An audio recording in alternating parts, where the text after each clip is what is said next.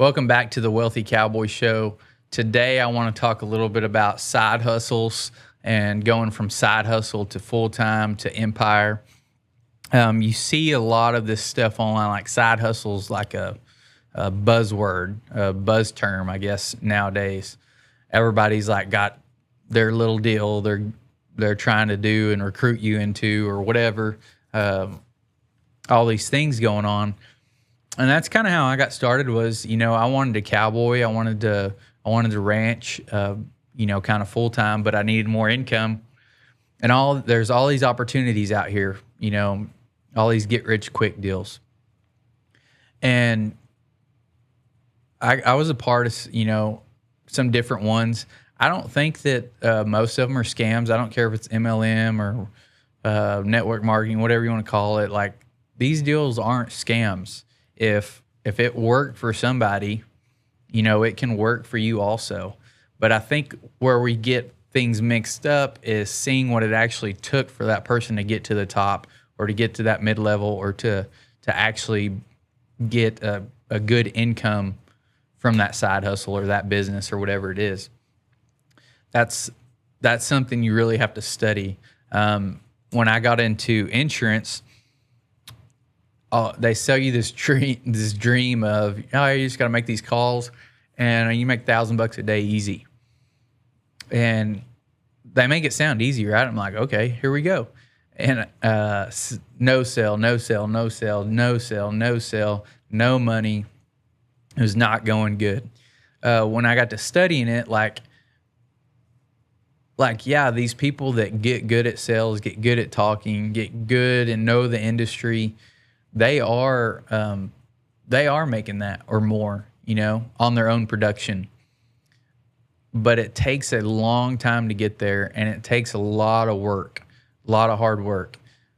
And that's something that we don't think about a lot is what is it going to take? And most people give up before you get to that level because you thought it was going to be easy.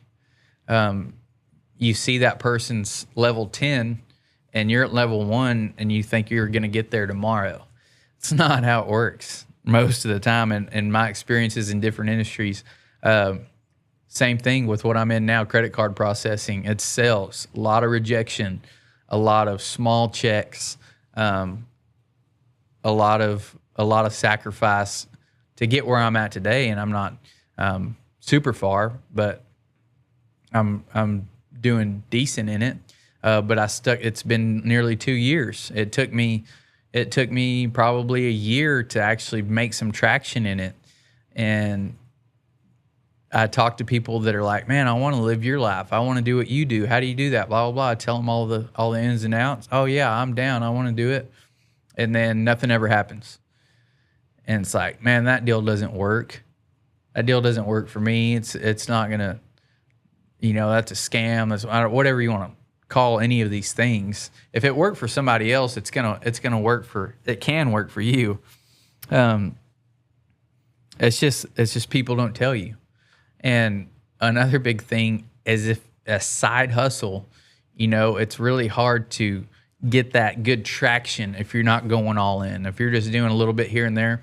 And I can tell if I don't put the time into my credit card processing business, it suffers if I'm spending all my time here on the Wealthy Cowboy Show, or if I'm spending all my time ranching or whatever it is, this other thing's going to suffer.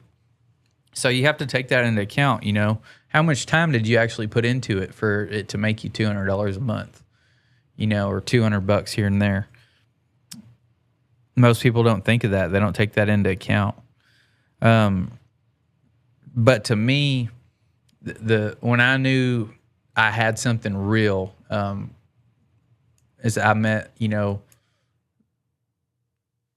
several people in the industry that were ahead of me. I tried to get all the ins and outs, how they got there, what it took, how long it took. Of course, I was more optimistic. I'm like, I'm going to do it faster than them. And it took me, the same amount of time. So you can be overly optimistic. But I knew I knew after I made my first couple sales, I was like, this is it. And you hear that about a lot of people. I was the same way with social media. The first time that social media paid me for putting content, putting videos out there, I was like, man, I can see how this can work. Like, let's go harder. And that's what gets me hooked, is like, you got a little bit of reward from it. Okay, let's go harder. Some people get a little bit of reward and quit. But that's when I knew I had something. Once I got that little bit of reward, I knew it was a viable, real thing. I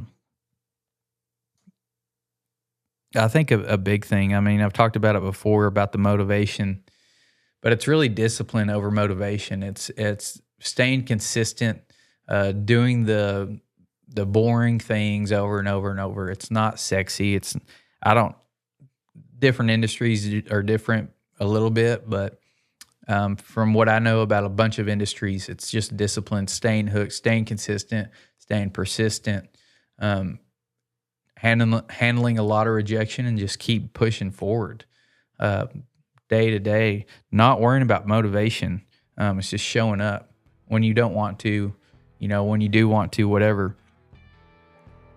And if you can find somebody that can give you that encouragement, to help you keep grinding, then latch onto those people, whatever you got to do. But the thing is just staying consistent, staying disciplined, just doing it over and over and over. I don't care what it is. Your side hustle, selling real estate, it's driving Uber, it's selling health and wellness products through MLM, it's selling insurance. They're all very viable industries, very viable side hustles, full-time gigs, whatever it is. If somebody else has done it, you can do it. You just got to reverse engineer it and be realistic. I think people get over-optimistic, over-realistic, and they think they're going to get rich quick, and they don't understand all the hard work and all the time it takes. So if you're starting a side hustle, be realistic, and see where you can go. Talk to people ahead of you, and keep doing the day-to-day things. Don't give up. We'll see y'all next time.